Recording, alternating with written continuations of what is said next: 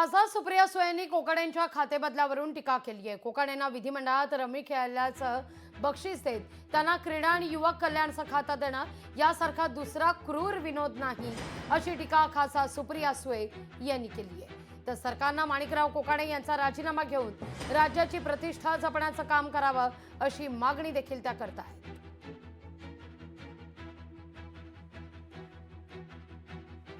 विधिमंडळात बसून रमी खेळणारे कृषी मंत्री कोकाटे शेतकऱ्यांच्या प्रश्नावर किती संवेदनशील असतील आणि केवळ खातं बदलून अभय देणारे सत्ताधारी किती गंभीर असतील याची शंका आल्याशिवाय राहत नाही। यावर खरं तर राज्याच्या मुख्यमंत्री महोदयांना खंत वाटली पाहिजे, असं सुप्रिया सुळे म्हणतात। विधिमंडळात रमी खेळल्याचं बक्षीस म्हणून क्रीडा आणि युवक कल्याण सारखं महत्त्वाचं खातं दिलं जातं, यासारखा दुसरा क्रूर विनोद नाही, असं देखील सुप्रिया सुळे यांनी ट्विट करत म्हटलेलं आहे।